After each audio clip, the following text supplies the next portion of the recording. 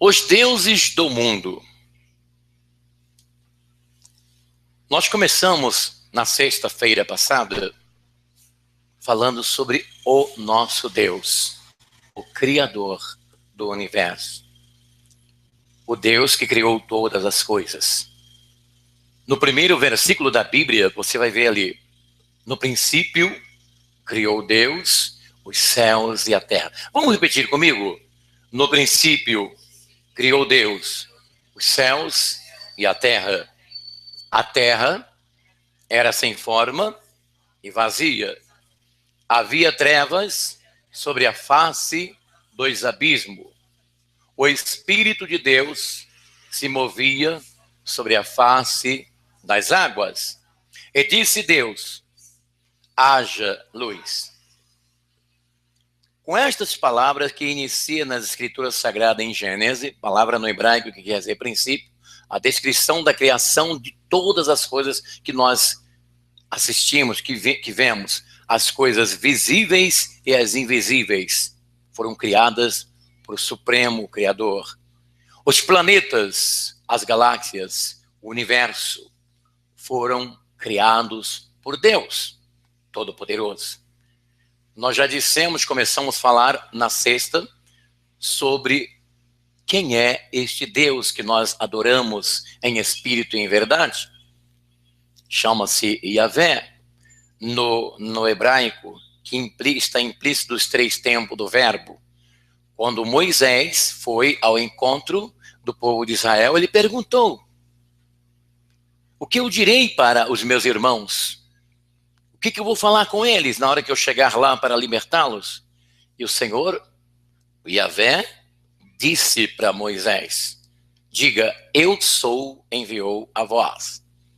Isso no original está implícito, está contido os três tempos do verbo, que Deus foi, que Deus é e que sempre será o Deus Supremo, o Criador Todo-Poderoso, que criou os céus e a terra. Depois que ele criou todas as coisas, ele criou o homem. Façamos o homem segundo a nossa imagem e semelhança. E ele o fez. Vamos lembrar os poderes ativos de Deus. Nós falamos sobre a onipotência, onisciência, onipresença de Deus. Os poderes ativos do nosso Deus. Ele é onipotente, porque é todo-poderoso. Ele é onisciente, porque conhece todas as coisas.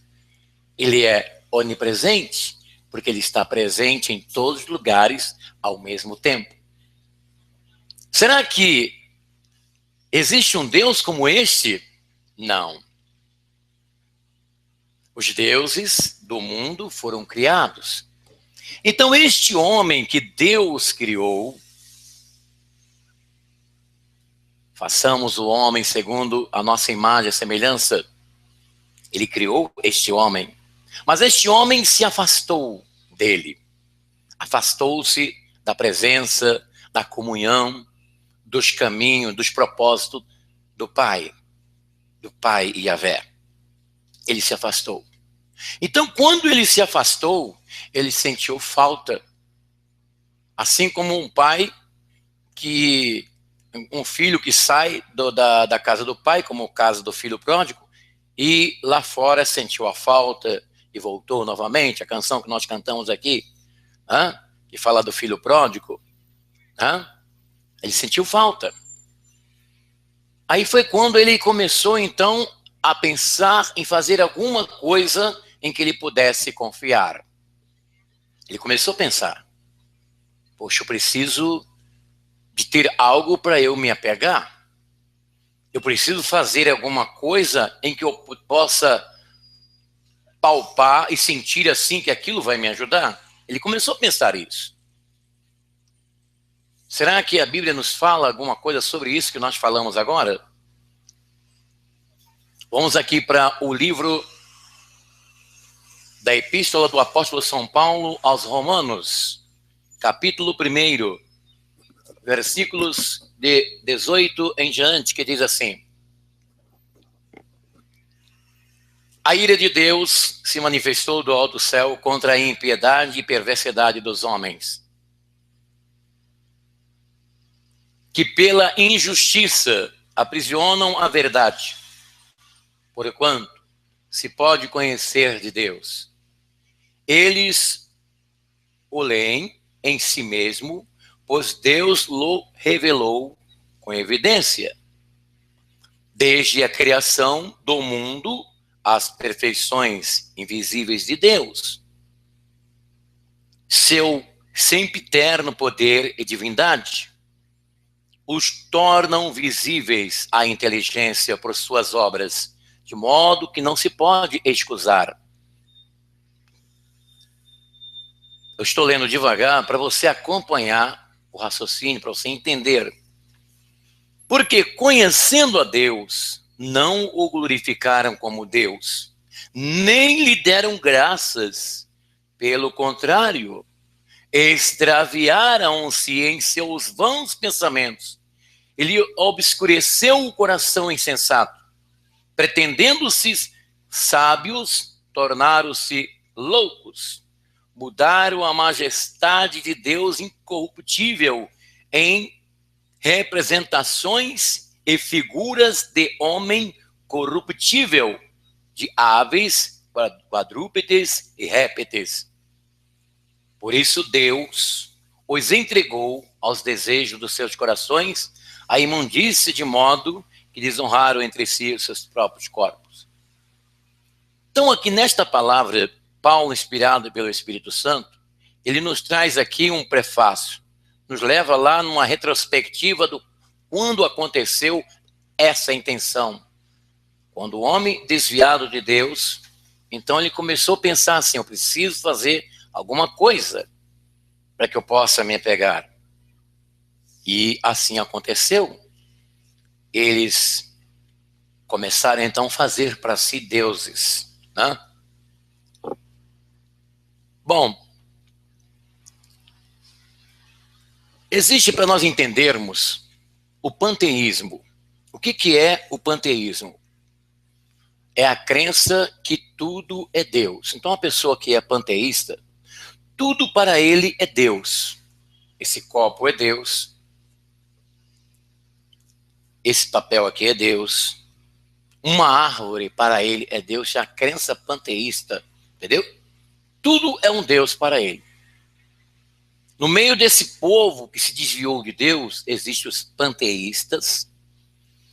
Existe também os paganistas.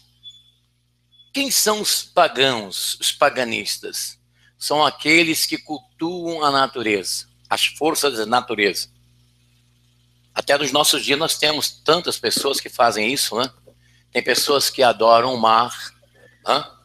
Tem pessoas que adoram uma cachoeira, e tudo aquilo que... Tem pessoas que abraçam árvore.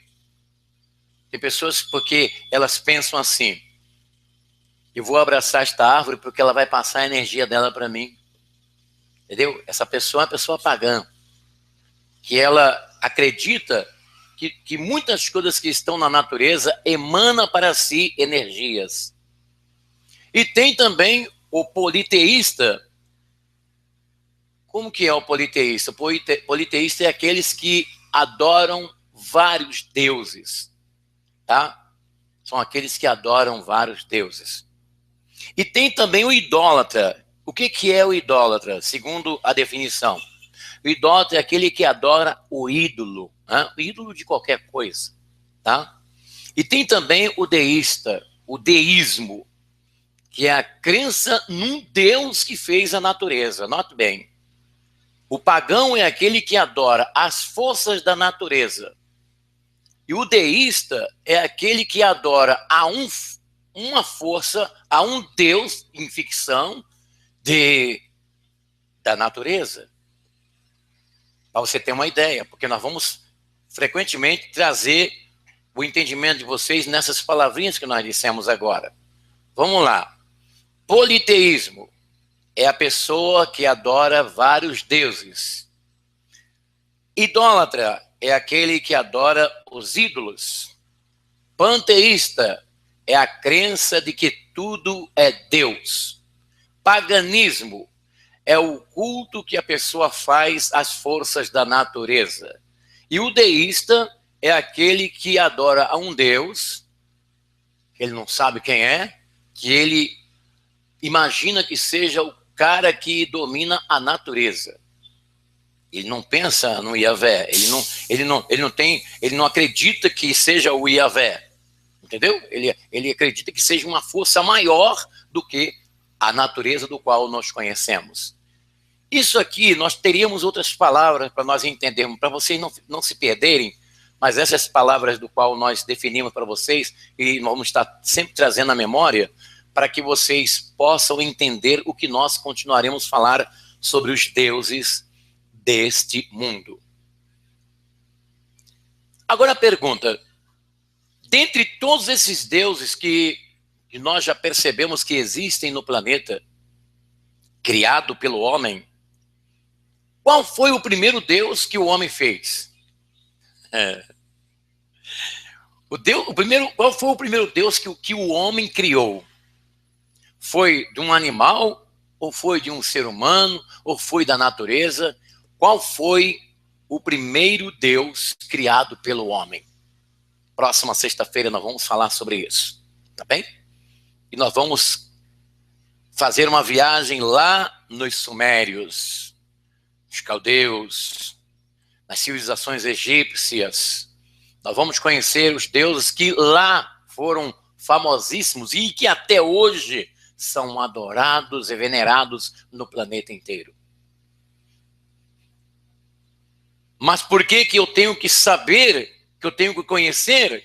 Para você não ser um politeísta, para você não ser um paganista, para você não ser um panteísta, para você não ser um idólatra, para você não ser um idólatra, para você não ser um deísta, porque está escrito. Nosso Senhor, ele falou para a mulher samaritana, e vamos repetir, os verdadeiros adoradores adorarão o Pai em espírito e em verdade. E nós somos adoradores do verdadeiro Deus. Porque ninguém vai adorar qualquer Deus, qualquer desses deuses do qual nós conhecemos, em espírito e em verdade. Porque quando nós adoramos a Deus, ao Pai e a Vé, em espírito e em verdade, nós podemos senti-lo através do seu espírito, podemos entrar em comunhão com ele através do seu Espírito Santo, porque ele é o Deus vivo, ele existe, ele é supremo e nós cremos na existência dele como nosso Pai. Agora, os outros deuses você não pode adorar em espírito e em verdade.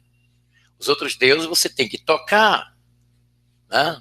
Os outros deuses você tem que limpar, passar a flanela nele, né? Aqui está o Deus, um dos deuses do mundo que existe. Então, de vez em quando, você tem que pegar um sabão de coco e passar na carinha dele, passar aqui na roupa dele, né? É um Deus que não te carrega, você que carrega-o. Eu falei aqui de manhã, e vou repetir para vocês agora. Eu falei na celebração de manhã para os devotos que estiveram aqui. Me permita eu falar. Deus exige de nós, pessoal, inteligência, ato de sabedoria. Ele não quer que nós sejamos idiotas. Entendeu? Paulo fala aqui. Olha o que ele diz aqui. Tornaram-se loucos por não ter conhecido a Deus. Desde a criação do mundo, as perfeições visíveis do seu eterno poder. Pelo contrário, se esvaziarem em seus vãos pensamentos, e se lhes obscureceu o coração insensato, pretendendo ser sábios, tornaram-se astutos. Em outra versão da Bíblia diz, loucos, mudaram a majestade de Deus incorruptível em representações e figuras de homem corruptível, de aves, quadrúpedes e répteis. E não é isso que nós vimos por aí, pessoal? Os deuses desse mundo são Semelhança de quê? De aves, quadrúpedes, de homens, de mulheres, de montanhas. Está enquadrado em tudo aquilo que nós dissemos aqui. Vamos devagar, vamos por parte. Deus não quer que nós sejamos idiotas. Porque se eu tenho um Deus aqui, que eu tenho que passar a flanela nele, que eu tenho que comprar um sabão de coco no supermercado para limpar a carinha dele, para limpar, para poder levar, para me poder colocar em algum lugar, então esse Deus não está com nada. Esse Deus, ele não está com nada. Porque eu que tenho que limpá-lo, eu que tenho que locomovê-lo para lá e para cá. Então ele não está cuidando de mim. Eu que estou cuidando dele. Deu para você entender? Eu estou falando bem devagar para você entender. Porque não adianta eu estar falando aqui e você não entender. Você precisa entender qual a mensagem que Deus passa para nós. Entendeu? O que Deus quer que nós entendamos na sua palavra. Os deuses desse mundo são assim. Ao invés dele carregar você, você que tem que carregá-lo. Você que tem que tirar de um lugar para o outro. Então eu não quero um Deus desse, um Deus que eu tenho que carregar para lá e para cá, um Deus que eu tenho que passar a flanelinha, que eu tenho que passar o esbanador para tirar a poeira. E se eu acreditar nesse Deus, eu vou dizer igual a Lagoana, eu estou lascado. Estou morto. Eu estou pior do que o próprio Deus. O próprio Deus que eu estou crendo. Eu estou com um copo na mão aqui, mas podia estar aqui com um relógio na mão. Eu podia estar aqui com... O que tem aqui? Uma garrafa aqui, ó.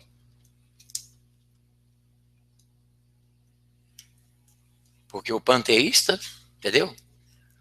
Para ele tudo é Deus. Até essa garrafa que está aqui é um Deus para ele.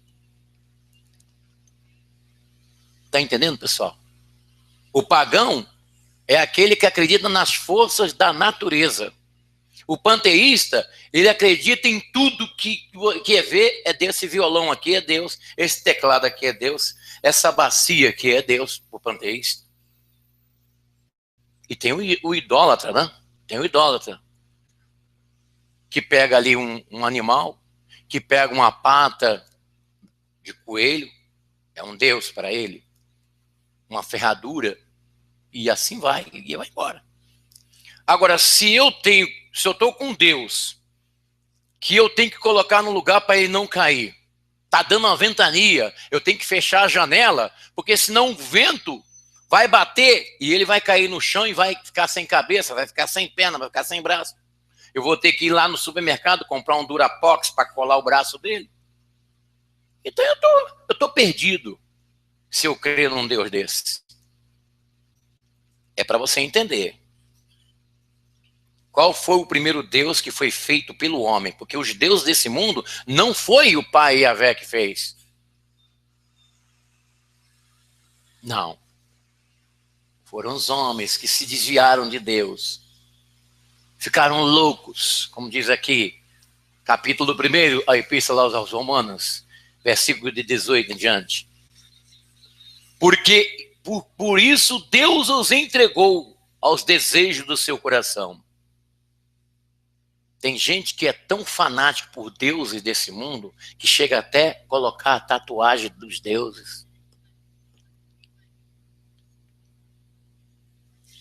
Um dia desse eu vi uma tatuagem num homem aqui em Santo Amaro.